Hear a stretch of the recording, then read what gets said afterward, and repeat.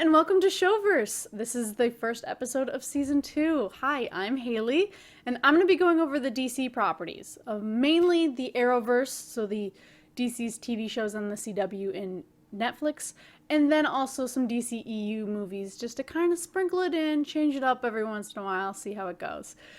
So each episode is going to be about one season of the Arrowverse, with the crossover episodes getting their own separate Showverse episode. These are going to be good. These are going to be great. We're going to have a lot of fun here. So that means today we are starting with Arrow Season 1. And let's jump into Episode 1. I'm not going to be going through these episode by episode, but I am going to try to group these together, kind of try to talk about storylines as they make sense. We'll see how it goes. This might change up a little bit between the next couple episodes while I try to figure out my format and what exactly I want to do here. But we start with Oliver, found on the deserted island of Lian, looking like the perfect comic book Green Arrow. He's got long, blonde, shaggy hair and beard. He's got the hood. He's got the air. It's perfect. And then he immediately gets taken home and shaved, and he looks like any other CW actor, to be honest. It's beautiful. It's wonderful. I love it every single time.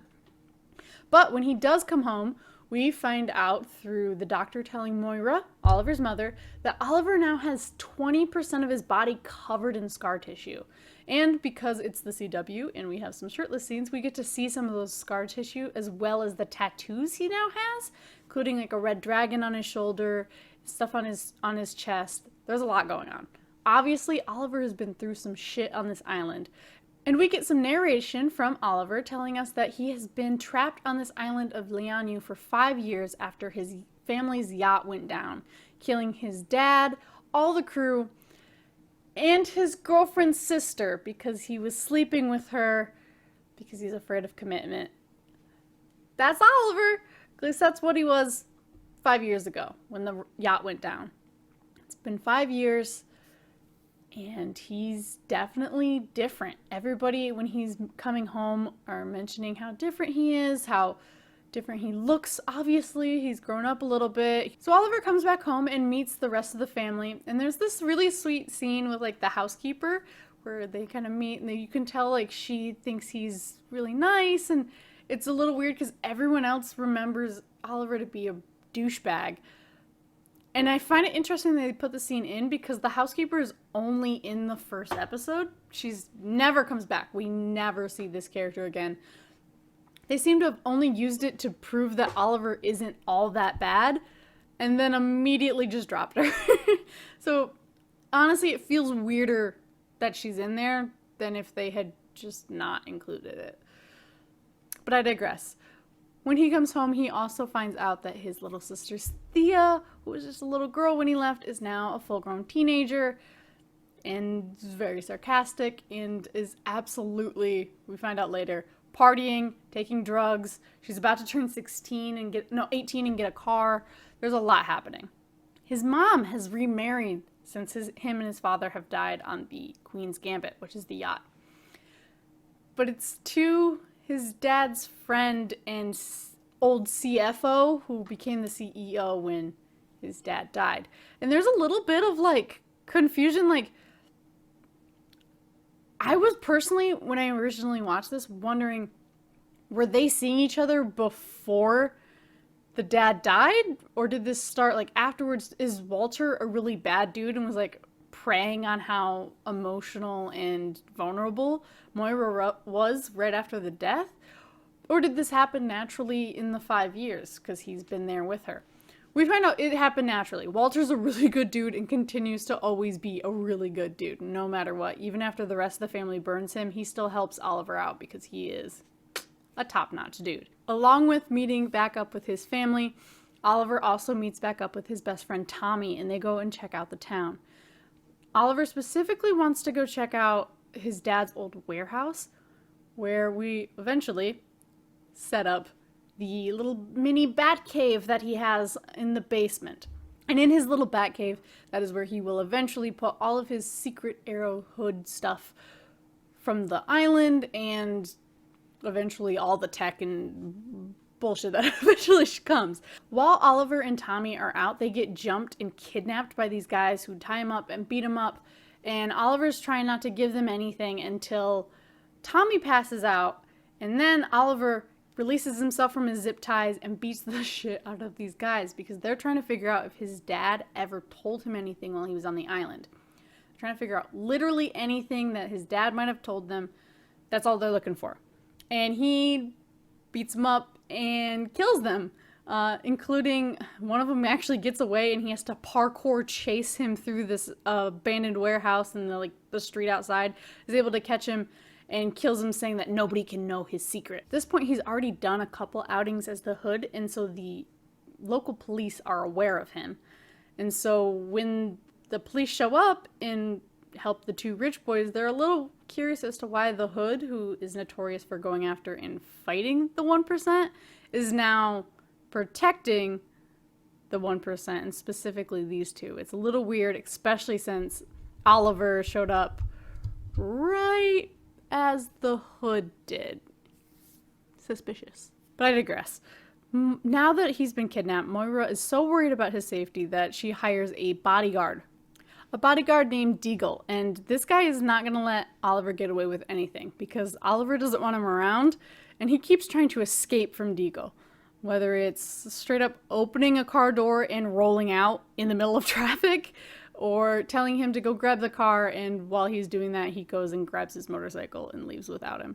And as I mentioned before, Oliver is trying to pretend to still be that shitty douchebag kid he was before he left on the boat and got stranded on the island. But Moira is trying to get him to work at Queen Consolidated, the family business. And Oliver really doesn't have time for that. He's busy being the Hood. So I mentioned that Oliver's out there being the Hood. Now, who is the Hood if you're not familiar with this? He is a dude who goes out and beats up 1%ers to either give back money they've stolen from the local populace, be better to their tenants if they own apartment buildings in the poorer part of town, or sometimes he just kills them if they're straight up mob. Just kind of gets them out of the way. Oliver isn't doing this randomly. Before Oliver's dad died, he gave him a book full of names that his father said, these people and me failed this city and they need to be stopped. So that's Oliver's whole goal, is just to go off this list of names and get them to reverse some of the damage they've done and hopefully never do it again. At one point, Moira's really trying to get Oliver to join Queen Consolidated and even suggest that the new Applied Sciences building is going to be named after his father, and at the naming ceremony, they could announce that Oliver is going to start working there. Oliver is very, very, very against this because he does not have time for that. So on the day of the naming ceremony, Oliver shows up drunk and with women on his arms, says a bunch of crap to the audience, and then wanders back off. He is really going all in on just making sure everyone thinks he's absolute shit. But it's also during this time that Deagle is starting to kind of get clued in on what Oliver might be doing when he's disappearing. It's very convenient that every time he disappears, there's a Hood sighting, and he sometimes comes back a little bit roughed up, and Oliver thinks he's doing a lot better hiding things than he is, and that is for certain. At this point, we learned that Oliver plans on turning that warehouse that him and Tommy went to go look at into a nightclub to give himself an excuse for why he's constantly out of the house, especially at night. But this also means that, like, he's gonna have to run it. And he obviously didn't really think about that. Luckily, he gets saved later on, but we'll get there. During this time, we also meet Felicity, because both Oliver and Walter, Oliver's new stepdad, keep coming to Felicity for literally any tech stuff that they need that's higher than what you could do yourself. I find it interesting that Felicity is apparently the person you go to when you need tech stuff, when she's not even like the highest person in ranking on the tech staff. But she's obviously the best, and Felicity is the greatest. I love her more than anyone. She's so awkward and adorable, and she feels both relatable and like cartoonishly awkward at the same time, and adds a really nice levity that sometimes the show could really need without it feeling completely out of place. We also meet Deadshot, and Oliver gets caught grabbing a bag of stuff out of a trash right before the Hood shows up on the camera, and we'll get to that in a minute. But before then, he was doing that so he could go fight Deadshot, and he kills him by shooting him directly in the eye, like his aiming eye. You know, getting shot in the head with an arrow, you'd expect that to lead to death. But this is related to comic books, so obviously Deadshot is back later in the season. Don't even worry about it. But during that scuffle, Deagle is shot, and Oliver has to save him because Deadshot uses poison bullets that the doctors at the hospital are going to take too long to figure out, and he's going to be dead before they are able to get any kind of antidote anywhere near him. So he takes him back to his little bat cave, and he fixes him up, and that's when Deagle finds out, Oliver is the Hood. He does not take it very well. He, calls Oliver a murderer. He won't really look at him well. Like, there's a disgust in literally any time anyone finds out that Oliver is the Hood, there is a disgust in their eyes for a little while they try to come to terms with the fact that he is a murderer.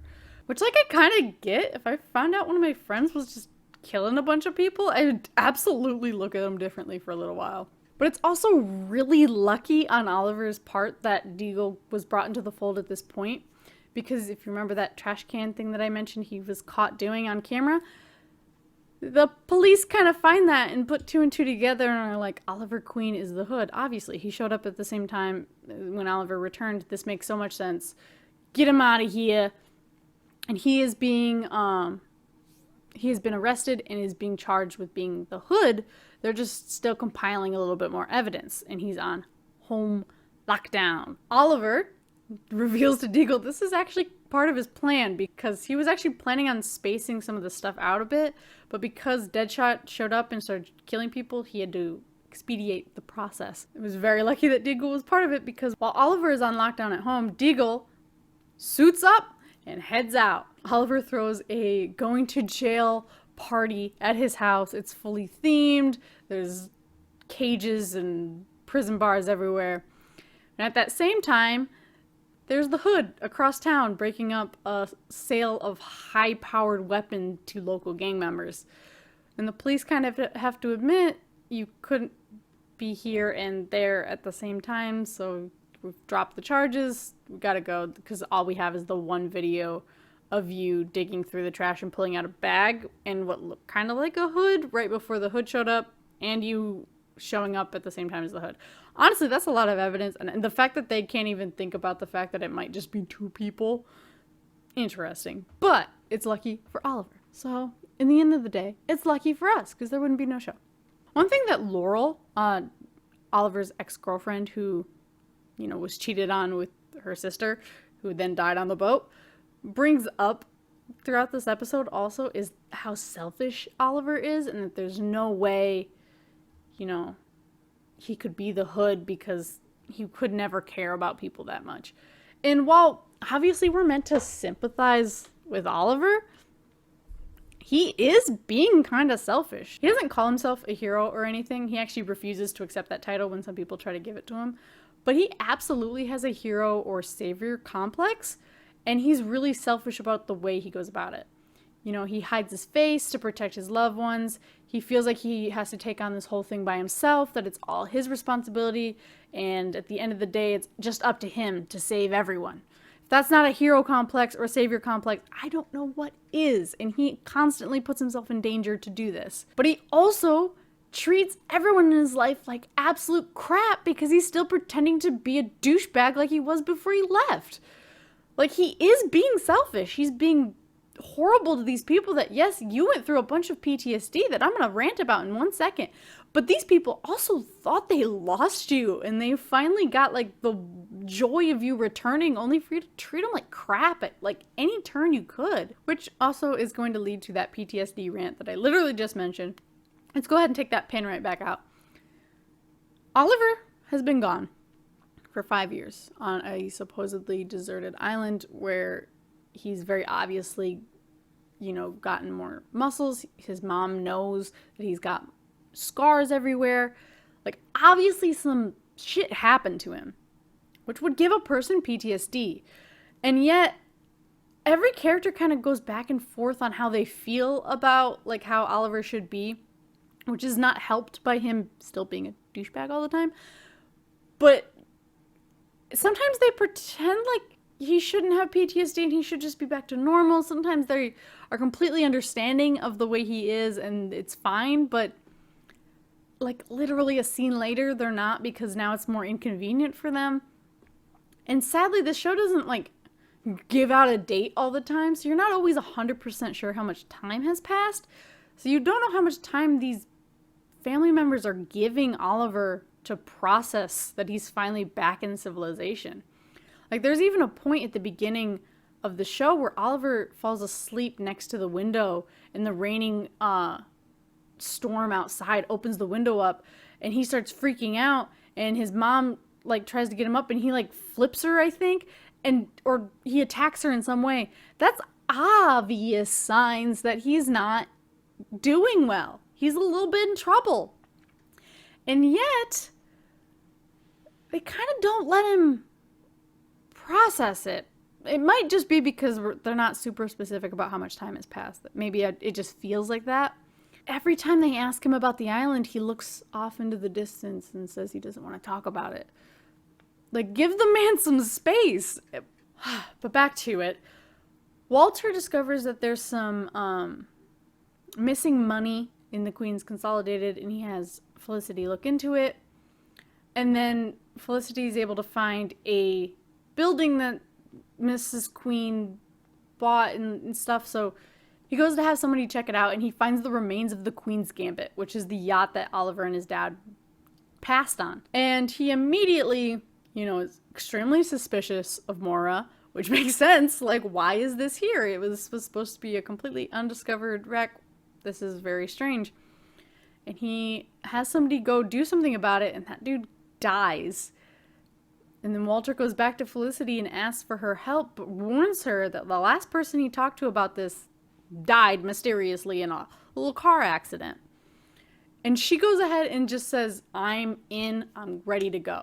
Again, Felicity is wonderful. At this point, we're going to get a little bit more into some of the drama between the characters, because at this point in the show, Oliver's, being an asshole, but he also starts parenting Thea a little bit, because he realizes his mom really hasn't done a great job raising her. Like I said at the beginning, she's partying and doing drugs and stuff, and she's only 17.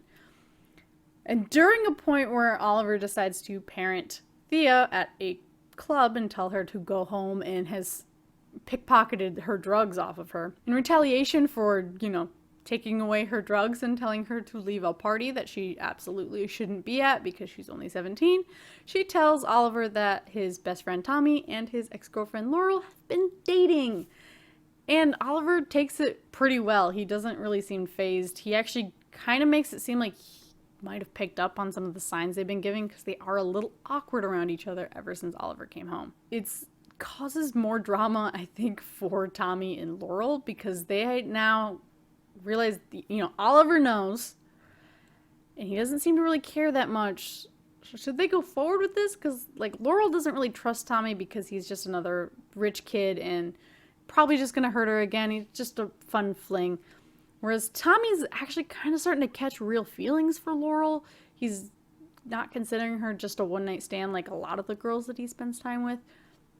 So he's trying to make the relationship go further, and now that he knows that Oliver knows and doesn't seem bothered by it, he decides to start, pursuing this relationship more. While Laurel says, you have to prove to me that you're not the same asshole that you've been before, and then we'll see. This leads down a whole storyline of Tommy trying to prove to Laurel that he's now going to be a one-woman man. He's going to prove himself, and it kind of helps because at one point, his father, Malcolm Merlin, who is quite a character, cuts Tommy off, and they find out while him and Laurel are on a date because he tries to pay for it, and doesn't go through. Hopefully they didn't get too far into the meal because Laurel works at like a pro bono lawyer place, and like I don't know how much money she has to be eating at such expensive restaurants that like Tommy was taking her to. But this leads to some drama that also kind of pulls them together because now he doesn't have his money to hide behind. It's just him. And he has to kind of face who he is. And it's in the end of the day kind of a good thing for Tommy, but a really dick thing for his dad to do. Which we find out, dad, major dick. Malcolm Merlyn is friends with the Queen family. We find out he's into some really, really bad shit. And because the Queen's Gambit remains, we also learn that he had the ship compromised and it was sabotaged and went down on purpose. And Malcolm Merlyn is the one who had it done. And Moira knows about it. Anyway, to get back to the plot in a kind of linear fashion, we meet Helena this episode. Thea has this talk with Oliver about how he should be talking to someone about his feelings, and I'm sure she meant like a therapist or to her. Oliver decides that, he's going to investigate this one dude that is on the list, and that dude's going to get busy and send his daughter and him on like a pseudo date to try to hopefully work up a merger of their two companies. And he decides to talk to this girl about all of his problems, which interesting choice, but he's obviously not super upfront about it. They kind of go back and forth really vaguely, and we find out that she also has a lot of problems with the kind of stuff her dad does. She's not into the family business either, and she had a fiance who was killed. And we also find out later on the fiance was killed by her father because the father thought that he was looking up dirt to give to the FBI to get her father arrested. Turns out the fiance wasn't the one doing the digging. It was Helena. So she kind of got him killed. That's later on in the season we find out, but that's messed up. She literally got her fiance killed because she put her laptop in his bag. If you've got that kind of sensitive material, you keep that on your shit. Don't be spreading it around other people. It's freaking weird. But anyway, once they realize they have this kind of shared trauma, Oliver takes the set up fake date into a real date, and they start really hitting it off. And when some of her family's goons come to that restaurant after they've left to extort more money out of them, and she shows up to fight them, and Oliver shows up to also fight them, but now also to fight her, and then they find out who they are. I have in my notes, Ollie's getting into bed with the girl who's killing her dad's men. He and her start this relationship, and he starts thinking he can help change her because she's on a path for revenge, not justice. And he believes he can get her on a path to justice. He can't. This is just not gonna work out. Spoiler alert. So Oliver starts teaching Helena how to use a crossbow. I guess because it's partially less lethal than a gun and closer to his thing, because she can't build up the strength to pull back a bow in 5 minutes, But a crossbow, you just pull the trigger.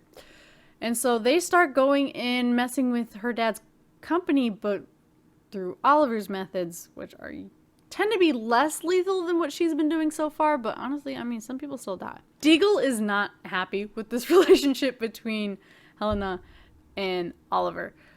He makes it known to Oliver immediately. He's like, you need to put up some walls, you need to put some distance between you and this girl because she's beyond saving, which he's right, she is, but Oliver doesn't want to see that, so of course he's going to continue to work with her. At this point, Felicity is also figuring out, a little bit of the back end of that Moira's money went for the warehouse and the yachts there, and get a little too close to the truth. So Malcolm Merlyn has Walter kidnapped and just kind of holds him somewhere. And Moira just has to pretend she's fine with it around Malcolm and devastated, like she probably actually is, in front of everyone else. Because she truly loves Walter, but she can't go behind Malcolm's back and do anything. So she just has to accept that her husband's kidnapped and she just has to grieve again. The whole family has to grieve because it feels like they've lost their dad again because, I mean, they have. Their stepdad's gone. Moira and Thea love this man, and Oliver was, I guess, getting around. They don't really go super deep into Oliver and Walter's relationship. That's kind of glossed over. During this time, while Oliver is dating Helena and Moira is grieving Walter's disappearance, Deagle takes Oliver to a little burger joint in the middle of the Glades, and we find out that his sister-in-law works there. But it's not really his sister-in-law anymore because his brother died and was killed, and there's some very obvious, like, chemistry between them, which is a little weird, if we're being honest. She was married to your brother, they have a child, but whatever, I guess. If it works for you, it works for you, but he doesn't want to talk about it. She doesn't want to talk about it, it seems. They both, have his brother is basically, like, feels like it's still between them. But it's very obvious at this point in the story that they both have feelings for each other, and eventually that does come to head. So I definitely need to mention it now so it doesn't just show up an episode or two from now. At this point, like, the Dark Archer, which I'm decided I'm going to call him, starts killing people that Oliver already went around to. And the Dark Archer, which I think we find out pretty soon, is Malcolm Merlyn. He's just also into bows and arrows and killing people. And he's silencing any loose ends that could possibly fuck up his plans. At least luckily Oliver uses green arrows and the Dark Archer uses black arrows. So the police are able to go, these might not be the same people. I think we might have a copycat on the loose. I think it helps with Detective Lance, the father of Laurel and, Laurel's sister that got killed by Oliver, basically. It kind of helps later on with how he feels about the Hood, because he knows he didn't do some of these things. I don't know. Detective Lance is a very complicated character, especially in this first season, because he hates the Hood for being all vigilante and doing whatever he wants, but he also hates Oliver because of, breaking his daughter's heart and then killing the other daughter. So he just hates Oliver no matter what side of him is shown. And he has a vendetta against him. He was leading the charge against getting him arrested. A lot of stuff is happening. But we also have the Christmas episode, and we find out that Moira and Thea haven't been celebrating Christmas the entire time that Oliver and his father has been gone. So Oliver decides to bring Christmas back into the house, and it's a really nice time. And I forgot that this is actually when Walter is kidnapped, is during the Christmas episode. Moira is told he is going to be kept for 6 months, because that's when their plan will be ready and completed. So we've got a timeline, 6 months away, shit's going down. And it goes down. After Walter gets kidnapped at the Christmas party, Oliver kind of takes a bit of a break from being the Hood, and crime rates actually start rising because he's not out there anymore, so people are less afraid of him. He realizes he's kind of afraid of death now, because he wasn't beforehand, trust me, but once he saw the depression that Moira and Thea went into from Walter being kidnapped, he realized he really doesn't want to leave them. So he's hesitant to go back in the Hood. But Deagle points out that, Oliver's stronger because he has those people that he needs to go home to. So he should, continue being the Hood. But because Moira's gone through this deep depression, Thea mentions to her that, there's a power vacuum now at the Queen's Consolidated with the CEO being gone again for the second time in 5 years. And that maybe Moira should step up and take it this time. And it would help her get out of the house because she's just lounging about watching TV and not really doing anything. And by the end of the episode, she does kind of take Thea's advice, and she decides to take up the mantle, which I think is a little bit easier for her to do because she does know Walter is safe, which explains why she wasn't able to do this when her husband originally left, because she was just not really in the right headspace. She knew he was dead. And she lost her son because he decided to go at the last minute. Also at this point, Oliver has given Detective Lance a cell phone that Oliver can call. And it only has one number in it. Oliver's burner phone so that he can call the police if he needs help. So Detective Lance takes his phone and puts a listening device so he can hopefully figure out, where these calls are coming from.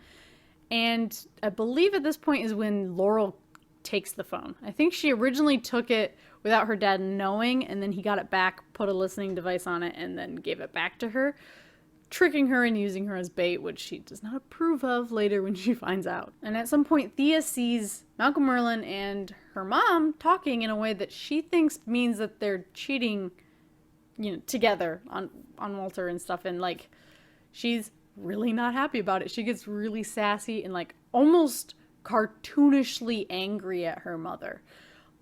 I know Walter was a great guy, but also, why don't you believe... there's been no real reason to show that they had any interest in each other. This is also the episode that we learn a bit more about Tommy's mom and her death. Part of the reason Tommy and his dad don't get along is because when Tommy was 6 years old, his mom was shot in the Glades and his dad retreated. Both physically, mentally, emotionally, completely, Tommy basically lost both of his parents that day. This is also the first episode where vertigo is brought up. And as we continue down the road of vertigo, Thea has been, sampling some vertigo every once in a while. And this concerns Oliver, obviously. And he decides he's really got to get this drug off the streets. He might not be on the list, but he needs to be taken out because Thea has taken vertigo and took the car that she got for her 18th birthday and immediately crashed it while on drugs. So Oliver decides to fight this man, the Count, and he pumps him full of so much vertigo that he doesn't die, but he is absolutely, completely insane for the rest of his life. It's brutal. Thea getting in a car accident while high on vertigo does lead to some consequences, and she has to do community service, and she decides to serve this time at Laurel's little law firm thingy that she's working for. This is the point where Laurel finds out that there's a bug on the phone that her dad gave her. And she's very upset with him because how dare she use, work over her. And I know they're both very focused on their jobs, but there's always going to be another criminal and they really need to put each other first. And then the dude that she'd actually recently asked the Hood to look into kidnaps her. And so now the Hood and Detective Lance have to work together to get Laurel back. And it's a little bit of maybe they can start working together? Maybe. I don't know. This is also the very first time we hear the words the undertaking, which we find out is the thing that's going to happen in 6 months when Walter was going to be returned. That's called the undertaking. Now, at the end of this episode, Oliver decides to confront his mom to try to figure out what she knows, but not as Oliver, as the Hood, and also to prove to Deagle that he doesn't have a blind spot for his family. Trust me, he absolutely does. But when he confronts his mom, she shoots him, and not really knowing what to do, like he's done several times before in this show, he goes to Felicity. He crawls bleeding into her car and asks her to bring him to his warehouse, where she comes out and asks Deagle for help to bring him in, and, they're there watching him slowly recover from this gunshot wound. And while he did just say slowly, she also completely redoes their entire computer system while she's there because it bugged her. I don't know how long he was out, but it feels like it wasn't that long. And so now Felicity knows that Oliver is the Hood, and she decides she would like to help Oliver get Walter back. She says that's all she's there for. Once Walter's back, she's out. She might do a little bit of help outside of this, but for the most part, that's all we're here for. We're here to get Walter back, and that's it. When Felicity is considering whether or not she's going to join the team, she asks Deagle, how does he deal with this? And Deagle talks about how in the military, sometimes he had to do really crappy things, and it wasn't always for the greater good. He specifically tells a story about having to kill this kid who was trying to kill a warlord that Deagle was sent to protect. And, that's fucked up. And he's like, at least when I'm with Oliver, I know I'm actually doing good. And I'm not, hurting good guys. I'm hurting the bad guys at the very least. Which is what finally convinces Felicity to actually join up. Again, still just for Walter. Trust me. Literally the very next episode, which Oliver just said that he's not going to let Felicity get into any danger, there's a jewel thief. And to lure them out, Oliver buys a really fancy jewel and puts it in display for a thing. And this jewel thief thieves by putting explosive collars on people and making them do the actual thieving. And Felicity, being the feisty, beautiful, awkward woman that she is, confronts the jewel thief when the jewel gets taken, and he puts one of those collars on. So immediately after Oliver promised to keep her safe, she has explosives around her neck. He does get her out of it, but it is very funny to me personally that, like, yes, you're going to be kept safe, trust me. Oh no, there is explosives around your neck and I have to go chase this guy very quickly while you also tell me what to do because I can only go so fast and, like, cars and traffic sometimes get in the way. During this episode, Thea, on her way home from work in the Glades, gets her purse stolen by a character named Roy, who also becomes incredibly important later, so I have to bring it up. They also eventually, you know, start to be a little bit of a thing, so don't forget about Roy. This is also the point where Deagle decides to make his first move with Carly, the sister-in-law from the diner. They share a kiss. They're finally maybe allowing themselves to be happy, even though the brother, you know, he's not there anymore, so they're finally kind of accepting that. The episode directly after the explosive collar starts with Deagle doing defense lessons with Felicity, which I love that detail. Like, was promised that she'd be kept safe, immediately put into a lot of danger, immediately gets taught how to, like, protect herself. Shown on screen so that if it ever happens in the show, it's completely explained. Beautiful. Also, we find out that Deadshot is alive. Deadshot, who Oliver, you know, hit in the eye with an arrow, which absolutely killed him, didn't kill him, and even though it was his aiming eye, he has a mechanical eye now. So he's literally even better at his job. At this point, we know that Deadshot is responsible for Deagle's brother's death, and it's because of Deadshot being killed that Deagle even took a chance with Carly, because he finally felt like his brother's story was kind of completed and everything was fine. But now Deadshot's alive again, and that immediately messes with Deagle's mind and his relationship with Carly. They pretty much immediately go back to being a little bit awkward. But Deadshot is indeed back, and he's back to kill Malcolm Merlyn. Some people in the Triad, which is a high-level, like, gang people who do bad things. They've been doing bad things all season. I just haven't really brought them up because look how long this video is. We've been going over a lot of things. But the Triad has hired Deadshot to kill Malcolm Merlyn when he receives a humanitarian award. Specifically at the ceremony, because there's going to be a ton of windows. It's going to be perfect. And at this point, Oliver has worn down Detective Lance enough that when Oliver does find out, he immediately calls Detective Lance, you know, Arrow phone, and tells him what's going to happen. And Lance actually believes him enough to get extra cops on the area, get people surrounding the building. So luckily there's extra security, but it's still Deadshot. Like, he's gonna get his shot if he has the ability to. Luckily, he doesn't get to. They're able to, you know, move him around enough so that he can't hit him immediately. It does completely fuck up the ceremony, though. Everyone's running out crazy. Tommy and his dad end up together.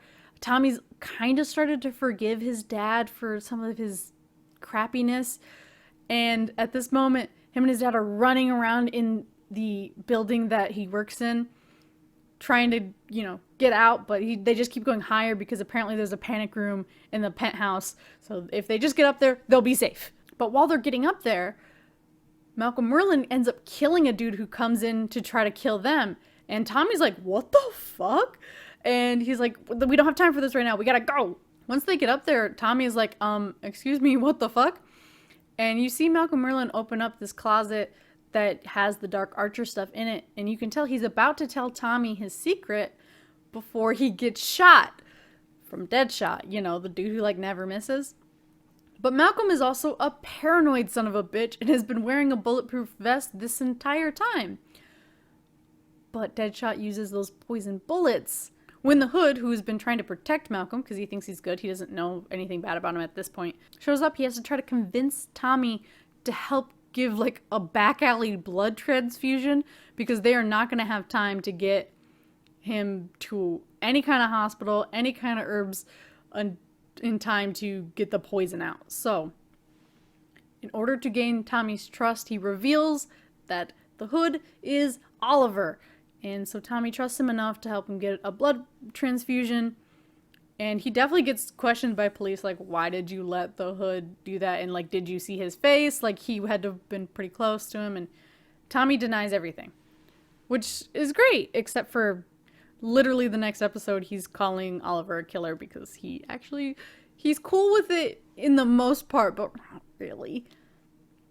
Also, at the very end of this episode, Laurel's mom shows back up. I haven't mentioned her because she left once Sarah died.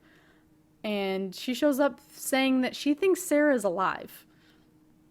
And she's trying to convince Laurel she's got all this evidence. This is in another episode, but she's showing her all this evidence and shows that she has, like, there's a picture of a girl in a nearby island who's got, like, Sarah's clothes on it. It's got to be her. And at first they try to get their dad working on it, mainly because Laurel's hoping her dad will, like, talk some sense into her mom. But originally he's like, fuck this, we've been over this, we gotta get out of here. Like, leave your mom alone, you leave us alone, we've been fine without you, you left us. But eventually he gets kind of worn down and really into it as well, and Laurel has to remind them that, like, Sarah's gone. Also, at this point, Helena's back, and she kidnaps Tommy in order to get Oliver to help her kill her dad, because he might have been arrested previously, but he isn't dead, so she's not happy yet.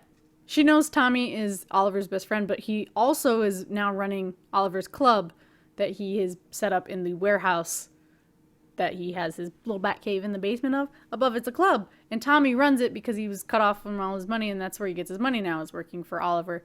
Which was very lucky for Oliver, by the way, because there was no way he was going to have time to run a nightclub and do vigilante shit. He was very, very lucky, because anyone else would have questioned why he was never around to do literally anything. Speaking of the club, Thea tries to get Roy, you know, the guy who stole her purse, and Roy doesn't show up for the job, so Thea goes to check on him, and she gets attacked, and he saves her, proving that he can fight, and he also does this weird, like, flip for, like, no reason. Like, he puts his hands on the wall, and it just flips around. There's literally no reason. It would actually take less energy to just turn to where he needed to go, but he decided to do a flip to prove that he's got the athletic prowess. It's a beautiful thing the CW does sometimes. Oliver thinks he's convinced Helena that, you know, killing her father isn't the best plan, and gives her papers to get out of the town. And she takes the papers, but then she immediately goes and gets a new crossbow and holds Felicity hostage, and Felicity is able to find where her dad is because he was about to be put into witness protection, and so his location was being kept secret, but Felicity is amazing at everything. She was able to find him, and Helena set off to go kill him. Finally, Oliver gets done, you know, being busy with a girlfriend that he has at the time, which I would have brought her up, but she's not super important. I actually think she shows up in the Flash later, so maybe I should have brought her up. He has a girlfriend who's a cop. Oliver shows up at the house that Helena's dad's at, tries to stop Helena, but so does his cop girlfriend, and Helena shoots her and gets her, like, really hurt, which is why she ends up needing to go to rehab, and she says she's going to move to Coast City to be with her sister, Coast City being the city that the Flash lives in. So, okay, we're in the home stretch. At this point, Helena's been taken care of. Oliver, little sad because his girlfriend broke up with him, even though she was, like, in the hospital and everything. Thea and Roy are absolutely a thing 100% at this point, but, you know, it's pissing Thea off that Roy won't give up crime. Detective Lance and Laurel's mom are really looking into whether Sarah's alive. And there's a man running around kidnapping people from the Glades that he thinks is responsible for his wife's death, which is basically, as he says, like, any gangbanger, which includes Roy because he won't stop doing crime. It's really difficult to find this guy because he's in a train car and using, like, old lines that no one even really knew were there. But Oliver's able to find him right before he kills Roy, which makes Roy obsessed with the Hood. He now feels like his life is owed to him. He was fully ready to die at this point. It was a lot. It's also while looking at the map of the subway lines that he didn't know was in the glades, Oliver realizes that the logo in the book of names that his dad gave him is just the streets with the old subway lines included, which makes them think that maybe the glades have something to do with this list of people. And, you know, that is where most of the people who are let down by these rich people live. So at this point, there's a girl that gets high on vertigo and dies after being in Ollie's club, which is very confusing because the Count was severely overdosed and super crazy. So, like, how is he making more drugs? But Detective Lance has to kind of step in because a different detective thinks Tommy is selling drugs out of the club. Lance decides to take the case from him so that, at the very least, if someone's going after her daughter's boyfriend, it can at least be him. I don't know. I both understand and don't understand his logic. It makes sense in the long run, but he does go full force on this Tommy thing, though. He sees that there is a basement on the club that isn't noted in the check for when the club was made into a club and not a warehouse. So he asks Tommy, can I look around? He says, sure, once you have a warrant, which gives Tommy just enough time to get all of Oliver's shit out of there and put a bunch of shit down there for storage. And he tells Detective Lance that the reason the inspection didn't have this is because there's a lot of really, really old plumbing down here, and he had to pay off the person because they really shouldn't be open if he saw what this basement looked like. Which is a decent enough lie. And Oliver asks Tommy why he was never told that the dude was paid off and that the basement and stuff, you know, what's going on. Tommy mentions that Oliver kills criminals and what he did was illegal. And Oliver's like, I would never kill you. And he goes, well, I don't know you anymore. I thought I did, but you're out killing people and doing crazy things. And this leads to a fight that makes Tommy completely quit the club and go to his dad for a job, which Malcolm is pumped about. He loves having his son, you know, working for him. This is the point where we find out that Roy's obsessed with finding the Hood, and Thea decides to start helping him a bit. This is also the episode where Tommy and Laurel break up because Tommy's just kind of shutting everyone out right now. He doesn't really know what to do. There's also this really sweet moment that I wanted to bring up because it kind of shows Felicity and Oliver's chemistry, and also that Oliver does have a bit of, you know, a humor to him that isn't shown very often. He's a very serious character. But there's a point where Felicity says she wouldn't do very well in Guantanamo, and Oliver says, well, they'd never put a blonde there, and she goes, I dye my hair. I keep your secrets. And Oliver does this, like, look at her head when she turns around, and it makes me laugh every time I watch that episode, because it's just adorable the way they interact with each other, and I really think it's stuff like that that makes their eventual relationship really believable. Because they've just been chilling this whole time, and the chemistry has been there, and even in the small moments. I don't know. I really like it. Now, here we go. The undertaking is coming. We find out that their whole goal is to level the glades. They think it's a cancer on the city. Nothing can be done with it still there.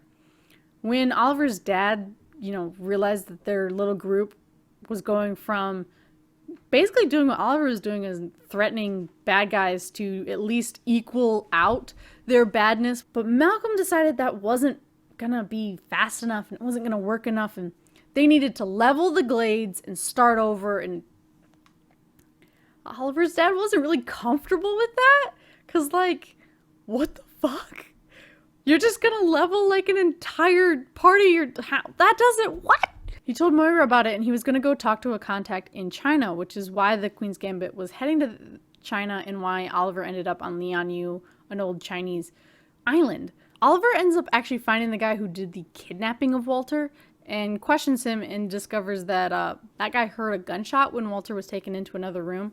So he assumes that Walter is dead, and so Oliver tells his mom and Thea. Thea's bawling and his mom just storms out to go talk to Malcolm. This is when we find out, Malcolm is absolutely kept him alive. He's got like video of him. And so they're able to find Walter.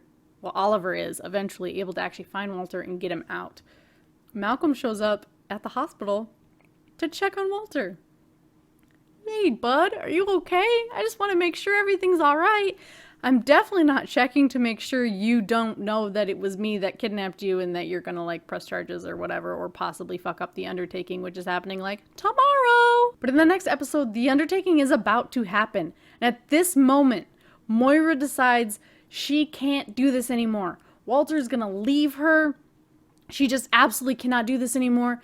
And she holds a press conference and lets everyone know that the Glades are going to be blown up in like 2 hours. They have almost no time to do anything.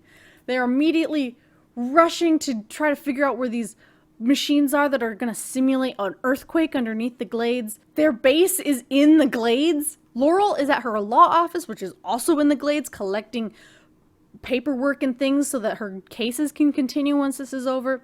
It's freaking crazy. Everyone's going insane. There's rioting and looting and everyone's trying to get out of town, but also there's not really enough space and it's just, there's a lot. And in the end of the day, when Laurel is in the law office, Tommy comes to save her and Tommy does not make it out. And Tommy ends up dying underneath some concrete when the building collapses on top of him. And we lose Tommy. And Malcolm is fully to blame. Moira also points out in the press conference that it's Malcolm Merlyn that's leading this whole thing. So he's now in deep crap. His son's dead. Everything's in chaos, but it happens. Like, they're not able to stop the undertaking. They level the Glades. And that's the end of season 1. This has all just been the first season. There's so much that happens in this show. I kind of forgot how much was just in one season. I thought the Glades was like season 2 stuff. But here it is. Like, it's a lot. It's a lot. Hopefully you guys liked my little review here. It's a beautiful CW show that's just, there's a lot of gratuitous scenes of Oliver doing salmon ladders mainly, and there's a lot of kind of slightly chunky dialogue. There's a lot of almost soap opera-esque relationship troubles, but at the end of the day, it's really entertaining. I was like sitting here constantly waiting like for my next free moment when I can watch more of the show, not just because I needed to write this review, but also because I really wanted to watch the show. It's like junk food. It's great. I love it. And I'm excited to see what's happening in season 2. So come back in 2 weeks and find out with me. All right. Bye, everybody.